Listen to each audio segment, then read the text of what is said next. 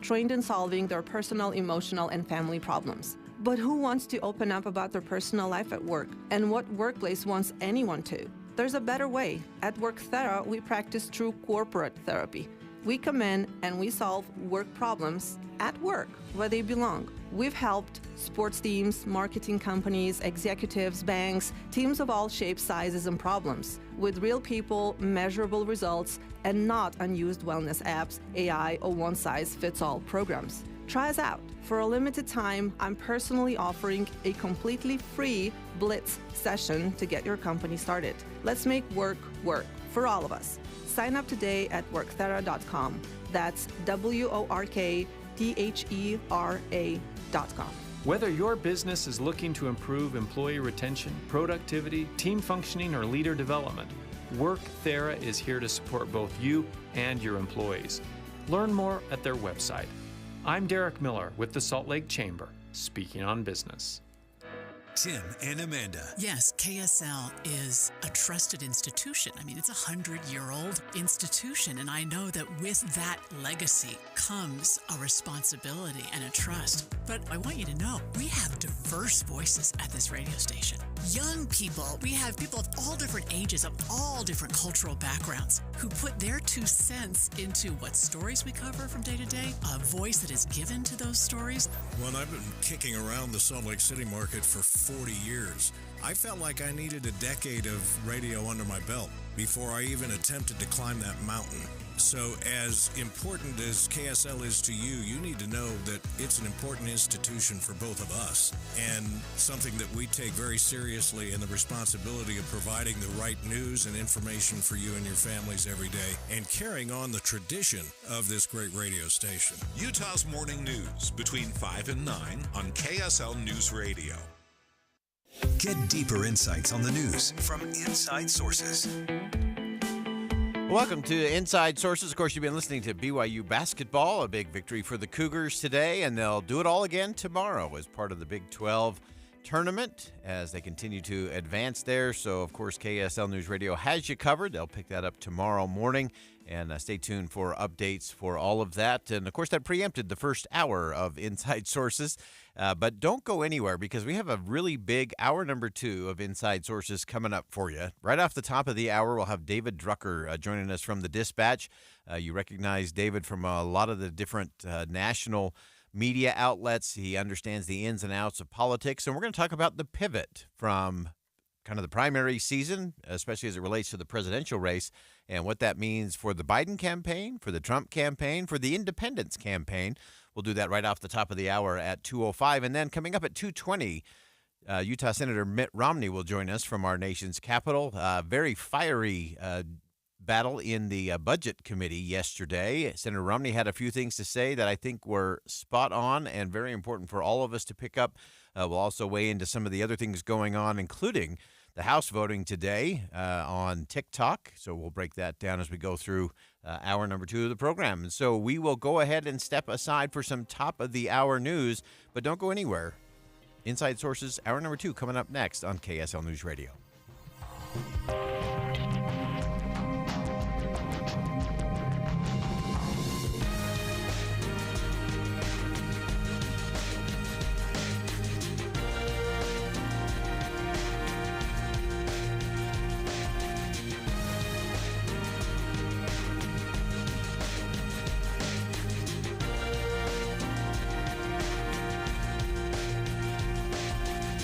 KSL FM Midvale. KSL Salt Lake City. From the KSL Common Spirit Health Studios, this is KSL News Radio.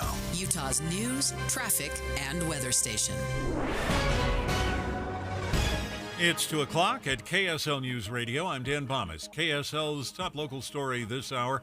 A former employee at Ben Lomond High School being charged in the forcible sexual abuse of a student.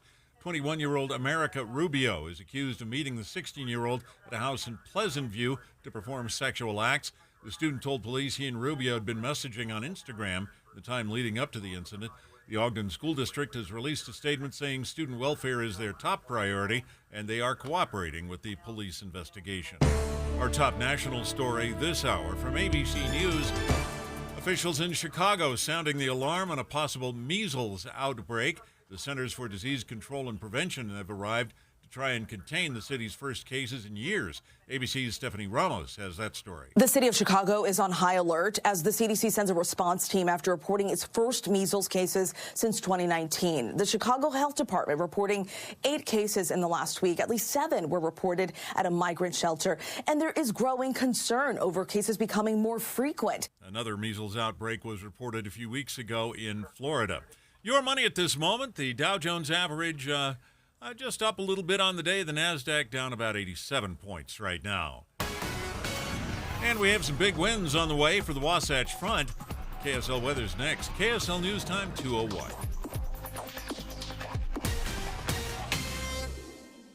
It's a priority for us at this station to bring you all sides of a story and to talk about the news fairly, completely. Get all the facts and be really aware. Utah's Morning News with us, Tim and Amanda. Weekday mornings 5 to 9 on KSL News Radio.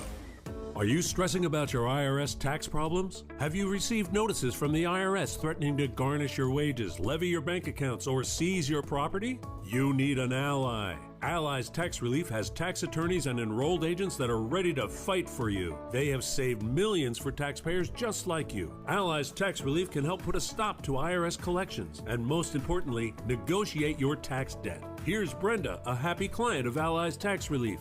I owed the IRS around $57,000, and they're about to start garnishing my paychecks. I heard a commercial on the radio about Allies Tax Relief, so I thought I'd give them a call. After a day, they were able to at least stop the garnishments, and after a few months of negotiations, I walked away owing the IRS only $301. If you owe the IRS, call Allies Tax Relief right now for your free consultation. Call 800-230-5174. 800-230-5174. That's 800-230-5174. I just elevated my checking account with Utah Community Credit Union. Tim, I'm so blown away at what I get with my elevated checking account at UCCU. I get so many benefits. I get cell phone protection and roadside assistance. The one that blows me away the most is telehealth. I actually get zero copay telehealth with my checking account from UCCU. Did you know you also get a 0.25% loan discount? It's one of the many things. And if you like to travel or you're on the road quite a bit, a free ATM nationwide. 30,000 ATM locations that you can use while you're out. Utah basketball star Walker Kessler and Utah Community Credit Union have come together to announce this brand new elevated checking account with more benefits, more savings, more online protections than ever before. Yeah, there's even something for dark web monitoring, which I have never heard of before, but you can find out more by just going to uccu.com. And open an elevated checking account online or stop by any branch. UCCU, you're going to love where you bank. Ladies, Dave's Bernina makes it easy for you to own a new Bernina quilting machine. We're celebrating National Quilting Month with extraordinary pricing and offers. At Dave's Bernina in Provo and St. George. Saved on the Bernina Q Series quilting machine. All machines are on sale with extra discounts. Such as $5,999 on the Bernina Q16 on adjustable folding table, $8,999 on the Bernina Q16 on 10-inch studio frame. Take advantage of 2.99 APR financing for 60 months on select machines. Buy the all-new Bernina L890QE Serger. Receive a free gift package worth over $1,600. During this sale, treat your sewing love to some sweet extras with special discounts and super savings on Bernina machines and accessories. Special pricing on Bernina 475 and 770 Cape machines. A great value. Dave's Bernina, 2017 North 550 West in Provo and 691 East St. George Boulevard. Traffic and weather together, brought to you by Sinclair's DinoPay app. Save up to 20 cents per gallon. Here's Ricky Meese. After a bumpy morning drive where weather really impacted the commute, we are drying out on some of the valley freeways. And higher elevations, you still may see some snowfall, but those road surfaces have improved. Right now, no accidents on your valley freeways at this time. Need a perfect event venue? There's a place. This is the place, Heritage Park. Ideal for weddings, events, featuring 11 venues, beautiful grounds, affordability for any celebration. Call or visit thisistheplace.org. Ricky Meese in the KSL Traffic Center. And a KSL weather, a low-pressure system moving southward through Utah today. That's bringing strong east winds to the northern Wasatch Front. The gusts could reach 60 to 70 miles an hour in the valleys on Thursday and Friday. Right now, it's 41 degrees, mostly cloudy. I'm Dan Bomas from the KSL Common Spirit Health Studios. Listen online at kslnewsradio.com. We're Utah's news, traffic, and weather station. Inside Sources. Inside Sources. America's voice of reason. Boyd Matheson on Utah's home for elevated conversation. Inside Sources on KSL News Radio. Like most election years, there's sort of the constant chatter and clamor surrounding the Democrat and Republican nominees for president. This year, of course, we're watching the race with a little feeling of deja vu all over again. But what do we know? What do we expect to come next? The country's clearly not in the same place it was 4 years ago. And so where are the American voters? And what will the candidates and the campaigns have to do as they try to move this conversation forward? Let's begin. Think you know the news of the day? Think again with Boyd Matheson on KSL News Radio. Well, as we now know who the presumptive nominees are, they've both exceeded the number of delegates they need in order to claim those nominations. For the Democrats, Joe Biden, current president, and of course for the Republicans, former president Donald Trump. We'll talk about the independents and some of those coming up here in just a second. But as we look at those, and again, a 2.0 version of 2020 that no one seems to be too excited about, but there has to be a path through all this. And so we always turn to the ultimate inside source, David Drucker, of course, senior writer at The Dispatch, based in Washington, D.C. He's also the author of In Trump's Shadow, The Battle for 2024 and the Future of the GOP, amongst many other things. And David, welcome back to the show. Hey, good to be here, Boyd. Thank you. Hopefully you get at least a nanosecond of an exhale, kind of in this tweener space of primaries. I know there's still more primaries that need to be done, but both sides have kind of claimed the mantles now. And so as you look at that pivot point, what are some of the things that you're watching and tracking, maybe kind of underneath the obvious headlines? Well, look, I mean, I think, this kind of comes down to I think it just kind of comes down to which of these two presidential candidates can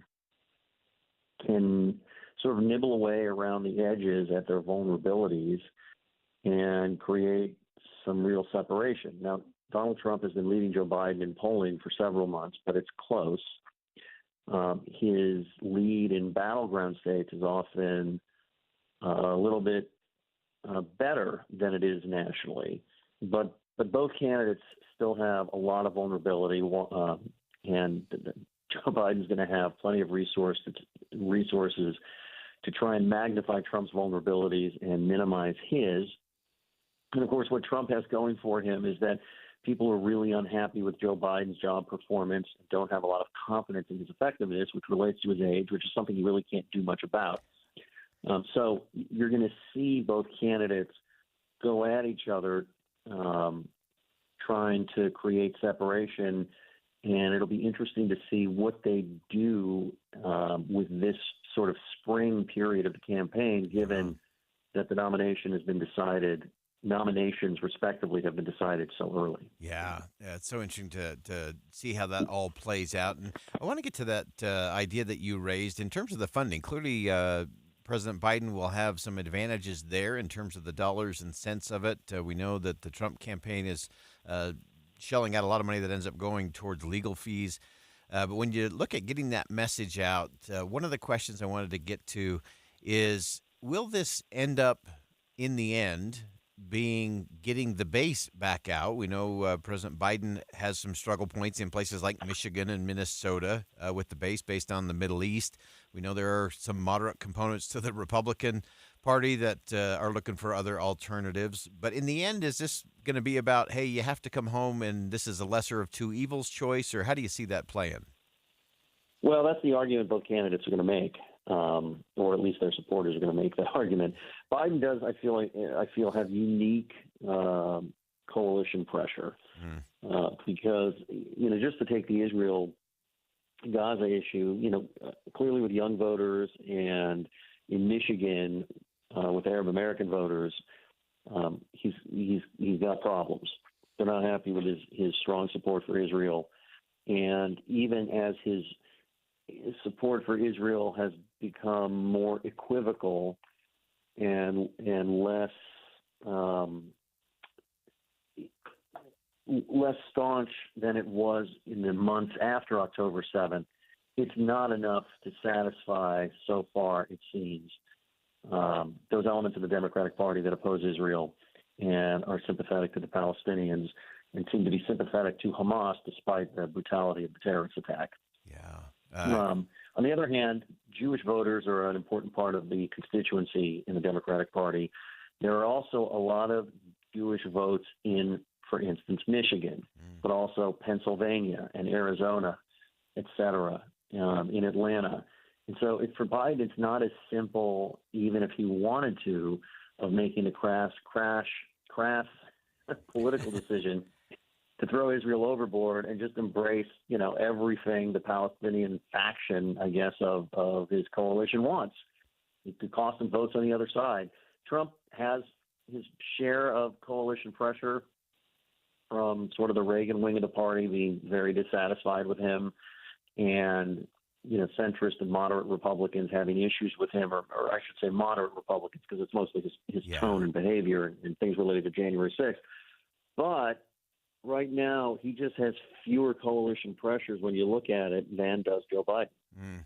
Yeah, so interesting. And then just give us a 60-second on the independent factor, particularly in some of those swing states. Does a Robert F. Kennedy Jr., does a Cornel West, if there's a no-label candidate, does that start to split things up differently? What does that look like?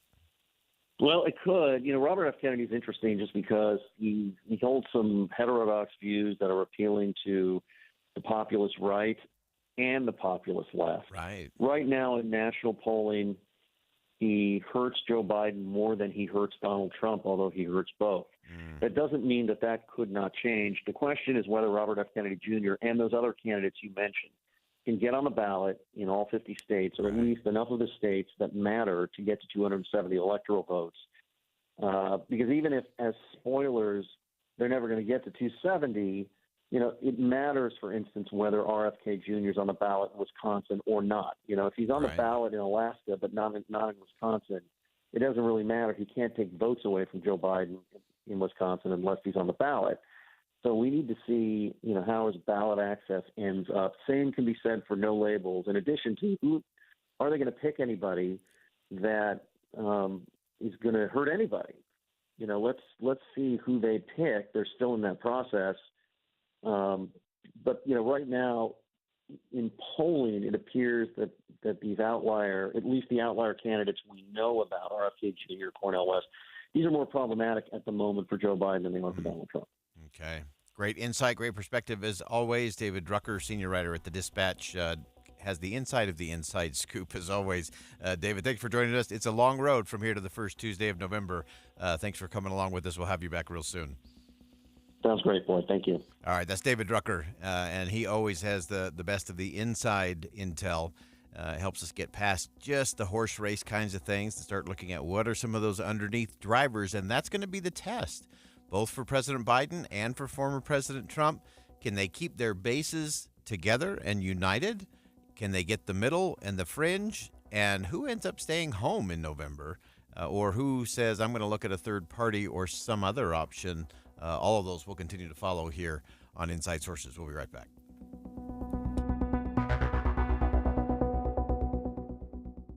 Think again on Inside Sources with Boyd Matheson. This is Trent Reed with Ryan Valuation, formerly Economics Partners. We built one of the premier valuation firms in the country, then were acquired by Ryan Tax, for a great valuation, by the way. Now, as Ryan Valuation, we're the same top valuation practice with the resources of a global firm. Love him or hate him, or anything in between, if Trump had hired us, he wouldn't have New York claiming he owes them $354 million. I'm half kidding, But in all seriousness, there is no better team to hire for your valuation needs than my team. Whether you're an attorney needing help with litigation over a valuation matter, a business owner or executive needing your company valued for tax, financial reporting, or strategic reasons, a private equity partner needing valuation of your portfolio, or an accountant with a client needing a valuation, Ryan Valuation is the right call. We're headquartered here in Utah, but do our work nationwide. To hire the best, email us at valuations@ryan.com. That's valuations@ryan.com. Utah's explosive population. They keep seeing more kids move into their boundaries, and they've been looking at what can be done to meet the growth. Is changing the debate on school district boundaries in Utah County. A very viable option is to stay together as a district. This week, Alpine Schools hear from parents about splitting into separate, smaller districts or staying put. How do we handle meteoric student growth?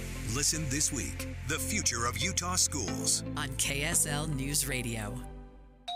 Good morning. I'm the 40% off window company. 40% off? Of what? Hey, 40% off. Yeah, I'll bet it's your biggest sale of the year. This week only, because you need a model home in our neighborhood. Well, nothing. It's baloney. Hi, this is Kathy. And Doug of Window World. When you hear those things, you know you've entered the baloney zone. Resist the force of the baloney zone. Find Window World online at windowworldutah.com. Or call Window World at 281-8111. That's 281-8111. And that's no baloney. The other night, my son and we made this special trip to Ruth's Chris Steakhouse. This time we happened to go to downtown Salt Lake City at 275 Southwest Temple, and we had a celebratory dinner each and every year. We kind of have a race to see who reads the most books. Ian won. I paid. What an amazing night. First of all, with my son. Second of all, with the incredible food that awaited us at Ruth's Chris Steakhouse. Now, we both happened to go with ribeye. However, Ian went with the ribeye, the big one. And the desserts, the side dishes, were simply amazing. Ruth's Chris Steakhouse, downtown Salt Lake City. But of course, I love the location at Hotel Park City as well. It is so beautiful up there right now. And of course, there's still some great skiing. We're kind of on that bridge between winter and springtime. It's the perfect place to have an after-ski gathering. Ruth's Chris Steakhouse, Hotel Park City, downtown Salt Lake City.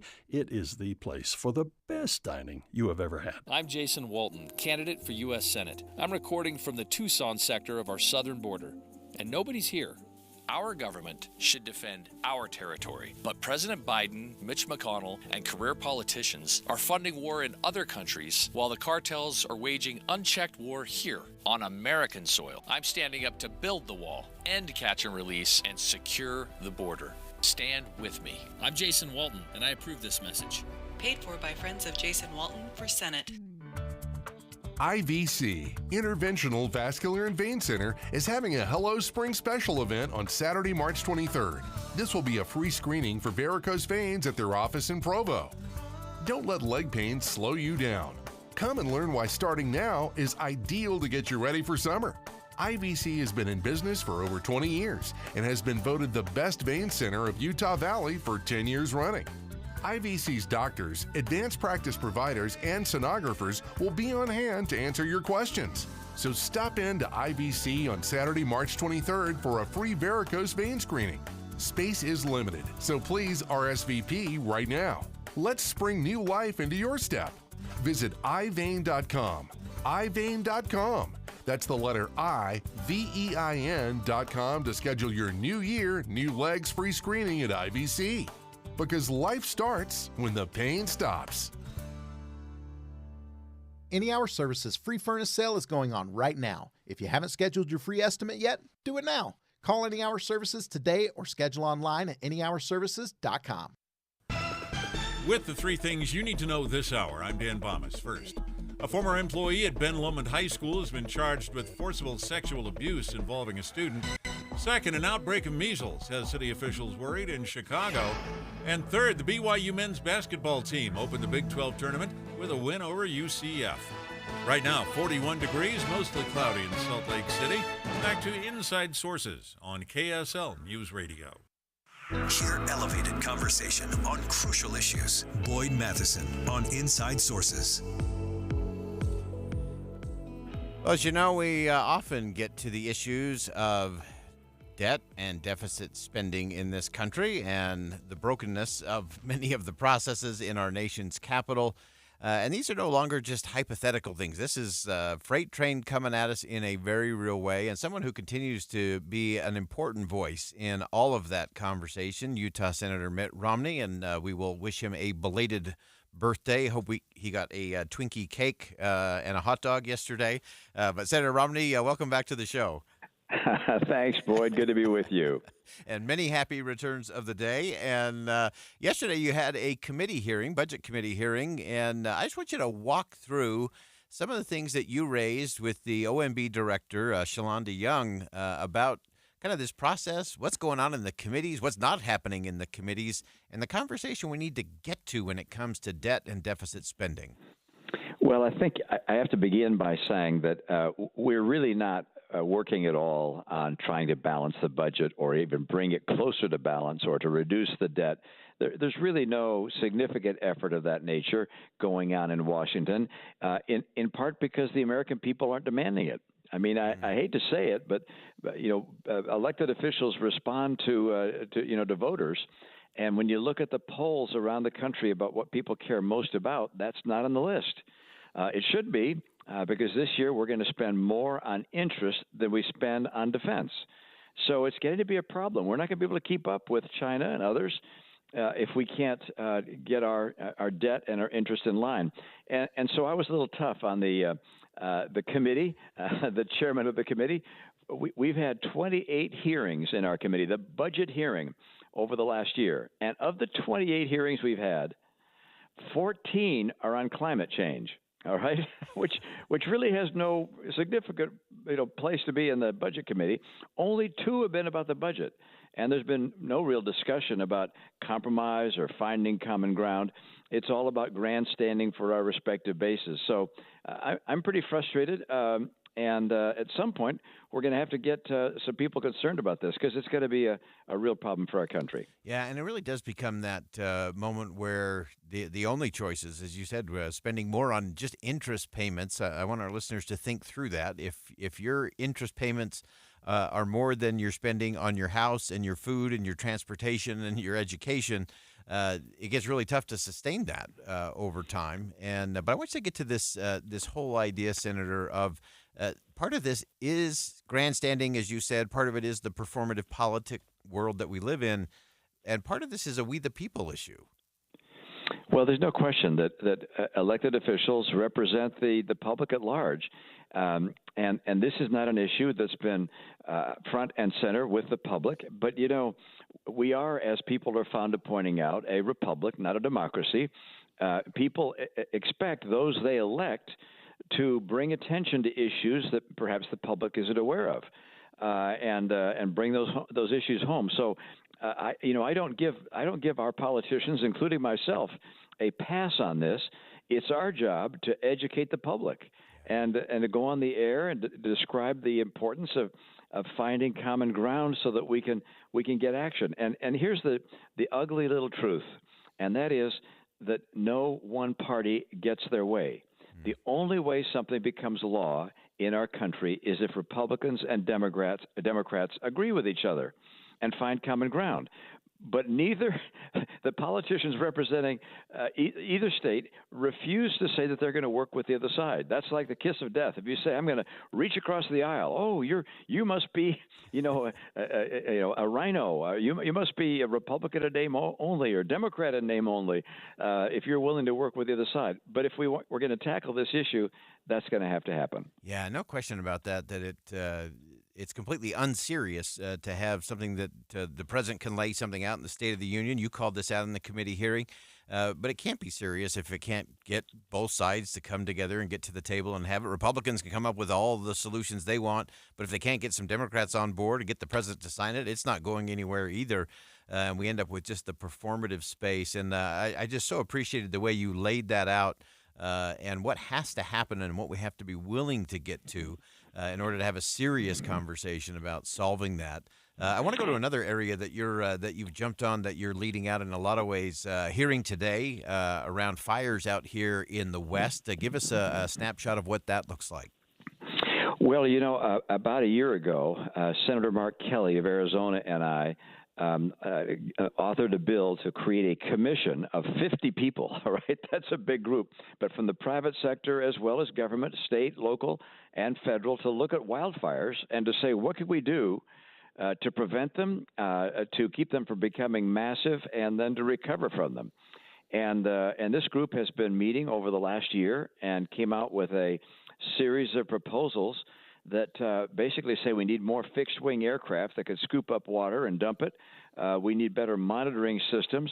That laid out some ideas about how to go about doing that. We need more management of forest that isn't burning. So, for instance, cutting down dead trees and logging it, getting it out of the forest, having prescribed burns on a basis when they're not going to become, huge wildfires. So a whole series of recommendations, and we're going to have more hearings on that even tomorrow, where we'll hear from the commission, and then Senator Kelly and I will put together legislation and hopefully get some of the additional resources that we need and new policy that we need to do a better job to keep these fires from threatening so many homes and in many cases, so many lives. Yeah, it's such an important thing, especially out here in the West. And again, this does demonstrate you can get bipartisan stuff done and you can get it across if you have the right kind of conversations. And as always, it's a leadership issue. Most of these things that are problems are political problems. It's leadership is always the answer to that. I wanted to get you to weigh in real quickly, Senator, on something that happened in the House today regarding TikTok. A lot of chatter and clamor about what access the Chinese government has, what that means for our data, some of the things they did last week. Of course, the House passed a bill that will now head across the building to your side of the House, of the Capitol. Give us a sense of what you're hearing from your colleagues. How do you expect that to play forward? Given the overwhelming support that the TikTok bill received in the House, I think it's likely it will also pass the Senate, and the president has said he will sign it. Former President Trump proposed this legislation or these actions when he was in office. It basically says, look, China needs to sell TikTok. They could sell it to the public. They could sell it to an American company, American investors, but we can't have the Chinese Communist Party deciding what people are going to be seeing. And right now it all seems very, pablum-like and nothing to worry about. But for instance, in elections in Taiwan, the Chinese Communist Party was clearly manipulating what people saw, suggesting a whole series of things that America was not going to stand up to defend Taiwan. And so they're able to use TikTok for propaganda. They also are able to use it to gather information about American citizens, where they are, what their resources are, what things they own. I mean, it's an extraordinary information tool. So we're happy to have TikTok remain. We just don't want it to be in the hands of or in the control of the Chinese Communist Party. And I know there are a number of folks that have a different point of view on that. But I go with where President Trump was before and where President Biden and overwhelmingly the House is now, which is TikTok should stay around, but it shouldn't be Chinese controlled. Yeah, great perspective as always. Utah Senator Mitt Romney, I know a very busy day, very busy week for you back there in our nation's capital. We appreciate your leadership on the Budget Committee, dealing also with the wildfires of the West and weighing in on TikTok and a host of other things. We know it's just the beginning of your list for the week and a birthday to boot. So thanks for carving out some time for us today. Thank you so much, Boyd. Good to be with you. All right. That's Utah Senator Mitt Romney. I had a birthday yesterday. We celebrate that, but also some very important work. And I love the fact that in the committee hearing, Senator Romney, complete equal opportunity offender in terms of what was and what wasn't happening in the committee. And that we have to get to the serious conversation, not unserious proposals, not political proposals, not just the things that come up in election years, but serious conversation, serious policy, so that we can deal with one of the most serious threats to the country, and that's our debt and deficit spending. All right, we'll step aside for some bottom of the hour news. More Inside Sources coming up next right here on KSL News Radio.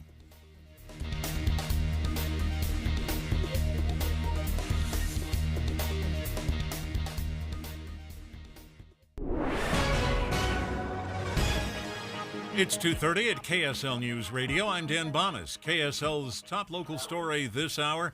The BYU men's basketball team jumped out to an early lead against the University of Central Florida at the Big 12 tournament in Kansas City. Cougars never trailed in the game and finished with an 87-73 win. They'll play Texas Tech tomorrow. Pregame coverage begins at 9 o'clock here on KSL News Radio. An avalanche forecaster died after triggering a slide in Oregon. Greg Gagne with the Utah Avalanche Center says the death of Nick Burke shows even experts need to be cautious. The simplest way to avoid avalanches is don't enter avalanche terrain. So if someone never approaches slopes 30 degrees or steeper, never does, they will not get caught in an avalanche. Our top national story this hour from ABC News. The House overwhelmingly passed a bill that bans TikTok unless its China-based parent company divests within 6 months. White House Press Secretary Karine Jean-Pierre telling reporters the administration welcomes that legislation. We are glad to see this bill move forward. We will look to the Senate to take swift action. Many TikTok users, especially those who make their living off the app, lobbied against the bill. Your money at this moment, the Dow Jones average up on the day, but the NASDAQ trending down at this hour.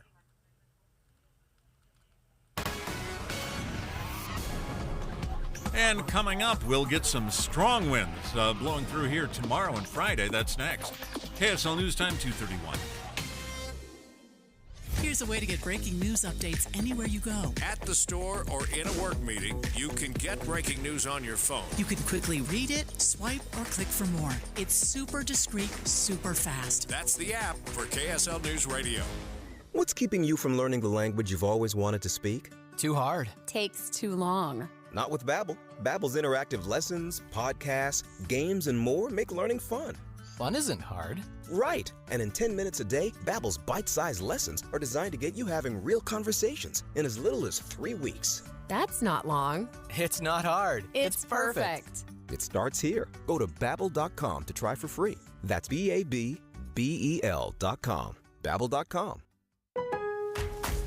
Savings. Now that's speaking the Lowe's language. And with My Lowe's Rewards, your savings just keep coming. Save money with member-only offers and earn points when you shop. More points equal more rewards just for you. Because Lowe's knows you earned it, literally. Learn more about our new loyalty program at Lowes.com/MyLowe'sRewards. Program subject to terms and conditions. Points are awarded on eligible purchases. See Lowes.com/terms for full details. Subject to change. Hey, have you saved more than $200,000 in an IRA or 401k?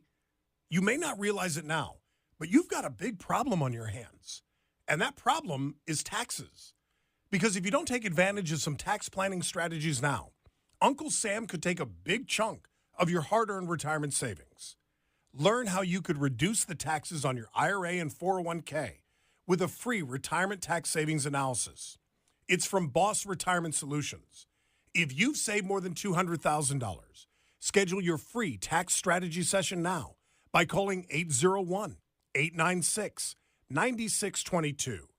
Discover the tax planning strategies that could dramatically reduce your taxes in retirement. Call 801-896-9622.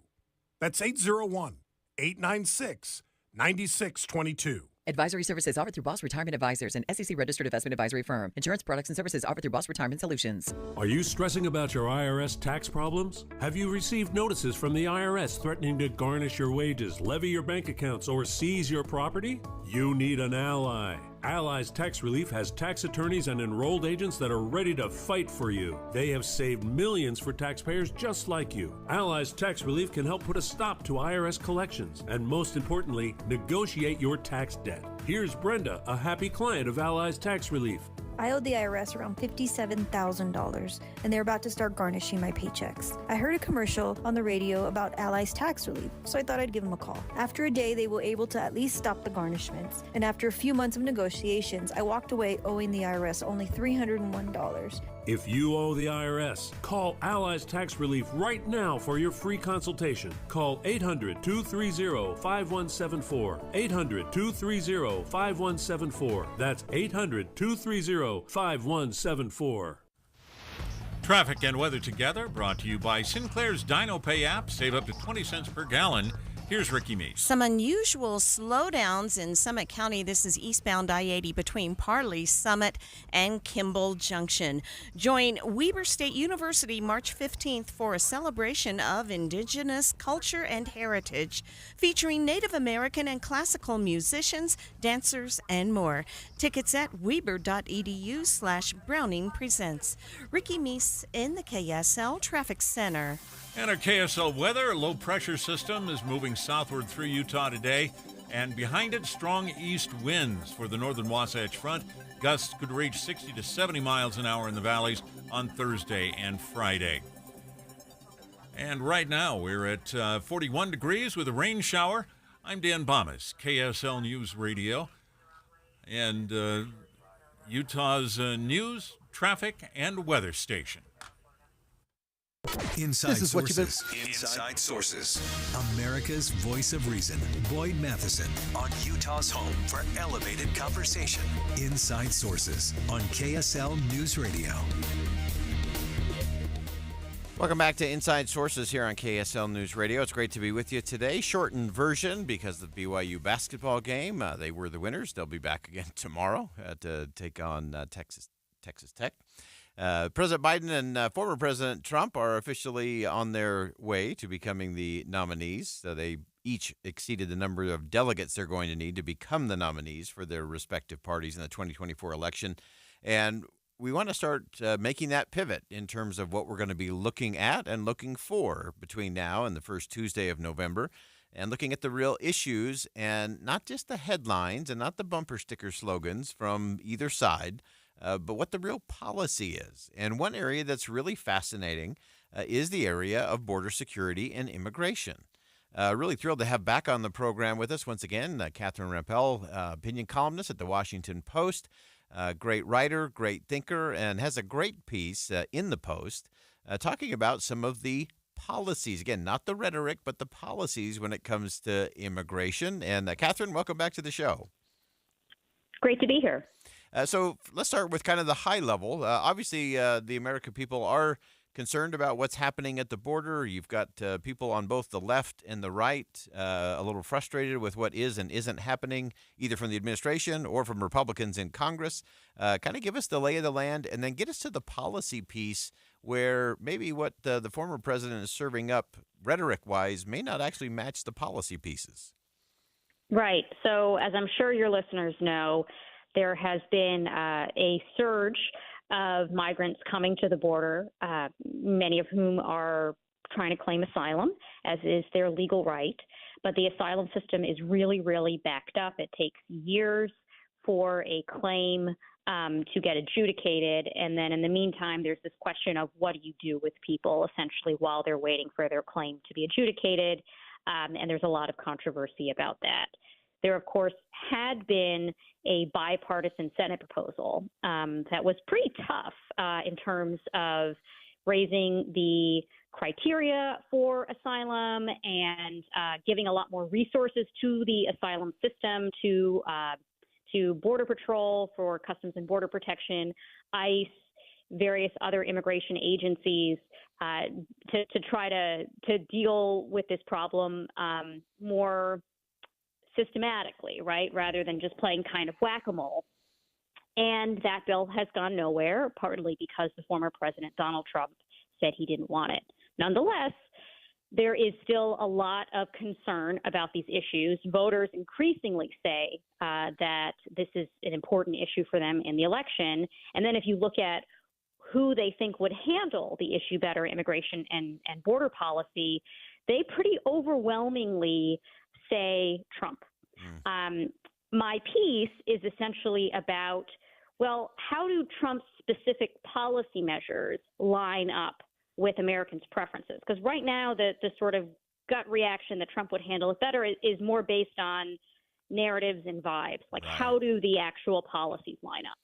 Yeah, and I think that's such an interesting element to it. One of the things that I was so glad you pointed out in your piece is that when you ask most Americans, if you say legal immigration is good for the country and illegal immigration is bad for the country, I mean, that's one of those few things out there. It's like a 73, 75% thing. Everyone's on board.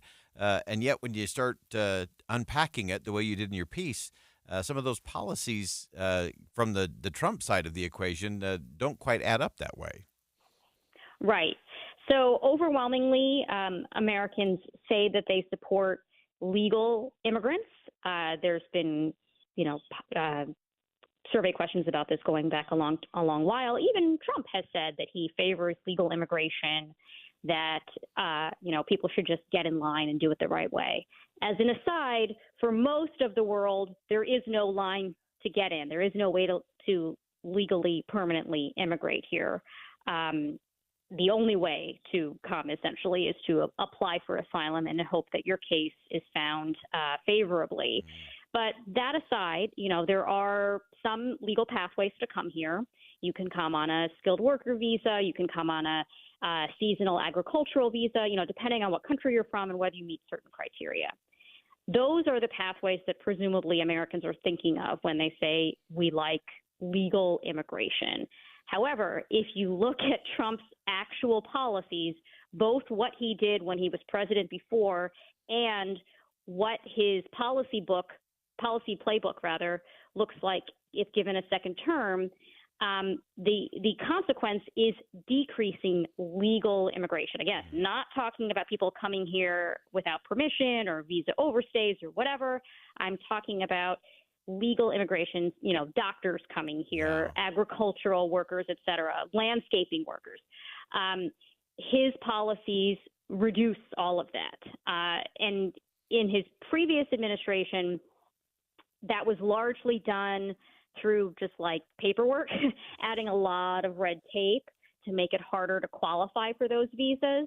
If you look at the set of plans under what's called Project 2025, which is like this long blueprint for what the next Republican president, Donald Trump, should do, that also lays out pretty specifically, like, we would get rid of, essentially, as I mentioned, seasonal agricultural worker visas.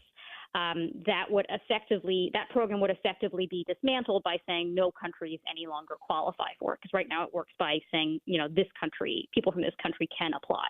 Yeah. No countries would be eligible. So there are a bunch of things like that that would effectively reduce, again, legal immigration, which Americans say that they want, and that they, in fact, even Trump's own supporters, if you look in polls, right. Trump's own supporters say they like legal immigration, and they think that creating more legal pathways to come to the United States would probably alleviate pressure on the border if you give people legal options to apply rather than having them show up unannounced. Yeah, no question about it. Just in our last minute here, Catherine, give us one thing that you're keeping your eye on as this conversation moves forward, obviously, with the current and the former president going back and forth, and as this moves towards the fall. What's something you're keeping your eye on as it relates to the immigration and border security debate that you think might be one of those influential points in terms of who ends up back in the White House? One thing that I'm very interested in following has to do with so-called dreamers. So these are the young, technically undocumented immigrants who were brought here as children. There's a program that's called DACA, Deferred Action for Childhood Arrivals, I think is the official name, that was created under Obama that kind of temporarily gave this population of people who are generally quite sympathetic, they came here as kids, it's the only country they know, et cetera, gave them permission to work legally and reprieve from deportation temporarily. There's a case about that program that's likely to head to the Supreme Court. In the next year or so, Trump had tried to get rid of that program as president before. Congress at one point seemed to have bipartisan support to create like a permanent legislative fix for it. That whatever support there was seems to have disintegrated, and I wonder what's going to happen under a new administration. Getting to the policy, and we get to those principles, I think we get to much better solutions. Catherine, as always, appreciate your perspective. Great writing. Check that out at the Washington Post. And Catherine, we look forward to having you back real soon. Thanks for having me. All right, that's Catherine Rampell from the Washington Post. We'll step aside for one last break. More Inside Sources coming up next. This is what you've been waiting for. Well, I know some of you have. What's up, everybody? I'm Mike Wilson with Any Hour Services, and we don't usually experience a slow season, but when we do, it's this time of year when the weather's transitioning from winter to summer. You see, when the weather's mild, HVAC demand slows, but we still need calls for our technicians, and that's why we run our free furnace sale. Here's how it works. When you have Any Hour Services install a new air conditioner, we'll give you a new furnace for just the cost to install it, about $400. The furnace is free, you just pay the labor. All you have to do is call Any Hour Services by March 31st to schedule a free estimate with one of our HVAC supervisors. They'll explain all your options and exactly how much you can save on a new furnace and air conditioner. Again, when you have Any Hour Services install a new air conditioner, we'll give you a new furnace for just the cost to install it, about $400. The furnace is free, you just pay the labor. If you think you might be interested, call Any Hour Services today and schedule your free estimate, 801-443-7400. You can Google Any Hour Services. You can even schedule online at anyhourservices.com. The following is a test of the emergency alert system.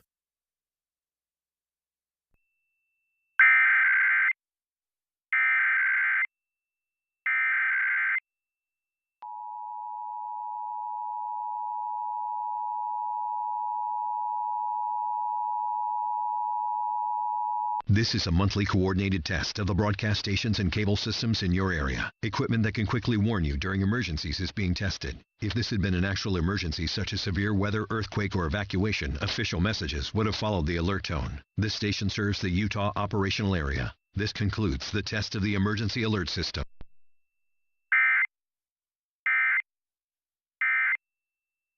This is Trent Reed with Ryan Valuation, formerly Economics Partners. We built one of the premier valuation firms in the country, then were acquired by Ryan Tax, for a great valuation, by the way. Now, as Ryan Valuation, we're the same top valuation practice with the resources of a global firm. Love him or hate him, or anything in between, if Trump had hired us, he wouldn't have New York claiming he owes them $354 million. I'm half kidding, but in all seriousness, there is no better team to hire for your valuation needs than my team. Whether you're an attorney needing help with litigation over a valuation matter, a business owner or executive needing your company valued for tax, financial reporting, or strategic reasons, a private equity partner needing valuation of your portfolio, or an accountant with a client needing a valuation, Ryan Valuation is the right call. We're headquartered here in Utah, but do our work nationwide. To hire the best, email us at valuations@ryan.com. That's valuations@ryan.com. At Charmin, we heard you shouldn't talk about going to the bathroom in public, so we decided to sing about it. When you're rolling Charmin up just soft on the party,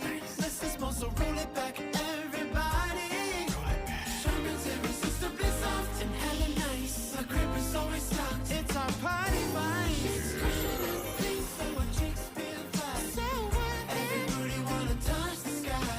Charmin Ultra Soft is irresistibly soft and more absorbent, so you can use less. Enjoy the go with Charmin. Hi, this is Scott Trout of Cordell & Cordell. There are a lot of great dads out there. Sometimes those dads get divorced. For more than 30 years, we've represented men in divorce, confronting the pitfalls that could devastate your finances or harm your family relationships. While every situation is different, our goal is to get the best outcome for you and your kids.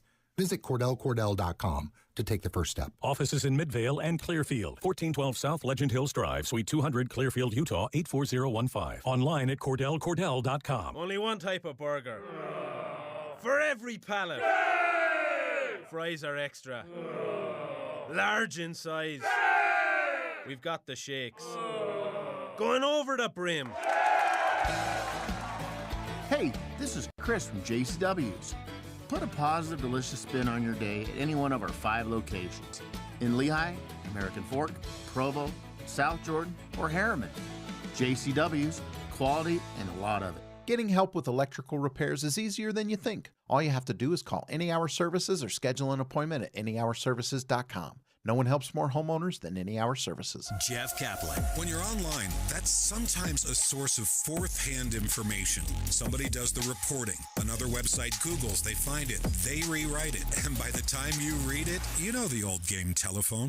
But KSL is a source of primary information. We have reporters on the street. They're out in the field finding out the details. And the difference between online and KSL News Radio, night and day. Jeff Kaplan's Afternoon News, 3 to 7 on KSL News Radio.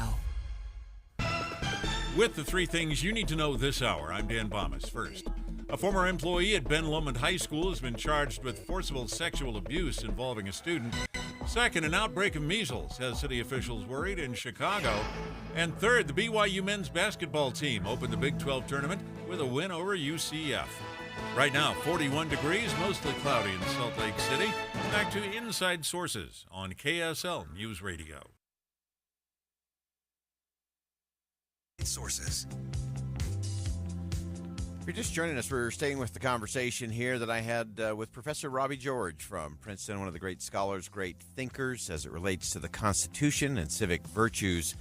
As we had this sit-down opportunity, he was here in the state of Utah, spoke at the Wheatley Institute down on the campus of Brigham Young University. In the previous segment, we discussed the constitutional principles and the civic virtues that propel our society forward. And then we pivoted just a little bit to this whole idea of fidelity. And the fidelity that Robbie George was speaking of was fidelity to God, to country, to community, to family, and looking at it in a little different way. At the time of this interview with Robbie George, he had received notice that his father, 98 years old, was getting close to the end of his life back in West Virginia. Fortunately, Robbie George delivered his speech, kept his commitment, as he said he knew his father would want him to, and he made it back to West Virginia in time to be with his father before he passed away over the weekend. And so let's pick up my conversation with Robbie George and some important lessons from a father to son. I know this is a tender time for you from a family standpoint, but it's those principles that we learn, not just sitting in a pew or listening to a sermon or reading a scriptural text, but by watching people that matter in our lives and community live them. You shared with me an experience you saw early on of your father that I think has become both defining in you, present in you clearly, but share that with us. When I was 12 years old, I watched my World War II veteran hero father dash across an open field to rush into a burning house to rescue a paraplegic man in a wheelchair. And that was my dad. He has lived a blessed life, all the way from being fished out of the English Channel in World War II when he was crossing the channel in a troop carrier to fight in the Normandy campaign, and he somehow survived that through that episode with rushing into the burning building to rescue the paraplegic man. I learned the virtues, not from the government, not from the courts, not from the economy, and not all that much, to tell you the truth, from school. You learn them from mom and dad, grandmother and grandfather, auntie and uncle, pastor, coach, teacher, for those human beings who know you by name. Yeah. Unlike the courts, unlike the government. Well, if they know you by name in the courts, you're in trouble. Right. Unlike the government, unlike the economy. Now, it's very important that all those big institutions be in good health, but they can only be in good health if the people who constitute them, one way or another, are virtuous. And those virtues are transmitted most fundamentally by the family, supported by the church and other institutions of what we call civil society. We always say community and culture lead, politics is downstream, and it all follows. But it is a cottage industry. It starts with those principles, because that's what enables us when people know you by name, when there is that personal connection. Everything changes, even across our differences. I think that's how we get to dignity, because we not only see the dignity in the other, we see the divinity in the other. Well, and that's a different conversation. Exactly right. If you've raised more than one child, and I know many of the people listening to us will have big gangs of kids, you know, even if you've just raised two, you know they're different. No two kids are alike, and their needs are different. And even when it comes to discipline, you have to be a little gentler with some. You can be a little tougher with others. What works in terms of education for one may be different from what works for the other. Government can't take account of those differences. The courts can't take account of those differences. Big corporations can't take account of those differences. Mom and dad can. Grandma and grandpa can. Auntie and uncle, coach, teacher, pastor. They know you by name. And not only know you by name, they know that you're on the more sensitive side, or maybe the more extroverted side, or they know where your strengths are, but they also know where you need a little extra help and support. Being a human being is an individual business at a certain level. And individuals differ. And if we're gonna be a virtuous people, then the people responsible for forming these individuals, beginning with the parents, have got to do their job. Final question for you, Robbie, before we let you go on a very busy day. Get us to we always like to get to the essence of the essence. What is it when it comes to the Constitution and civic virtue? What do you wish that we were thinking different, doing different, or talking differently about? I think we have to just stop treating our fellow citizens who disagree with us as enemies. Just stop that. Our disagreements are profound. As you know, I have strong views on some very fundamental issues: sanctity of human life, marriage as the conjugal union of husband and wife, religious freedom, and the rights of conscience. But in my work at Princeton University and in the broader academic community, as you would imagine, I spend a lot of time with a lot of people who disagree with me about those deeply held, cherished, even identity-forming for me beliefs. But I have had to learn, and I have to discipline myself to do it, to understand that these people with whom I disagree are not bad people. They are not my enemies to be defeated and destroyed. They are my fellow citizens and my friends, and that our relationship has to be one of friendship despite those disagreements. Now, we're going to be struggling hard, sometimes against each other in the political domain. Marriage is either going to be the union of a man or a woman, or it's going to be something very, very different, right? So we're going to fight about that. But we need to do it using the proper forms of deliberative democracy as established by the Constitution. We have to share a commitment to that, despite our differences on these substantive moral issues. Be joined together in that commitment to the procedures of democracy and to a respect for each other's rights, the rights to freedom of speech and freedom of religion and so forth and so on. And we need to recognize each other as friends, civic friends, fellow citizens. That's my conversation with Professor Robbie George from Princeton University. Again, he was in town last week, spoke at the Wheatley Institute on the campus of Brigham Young University. Important conversation about constitutional principles and civic virtues, the virtues that actually propel us forward as a society and actually create unity across our differences. That's my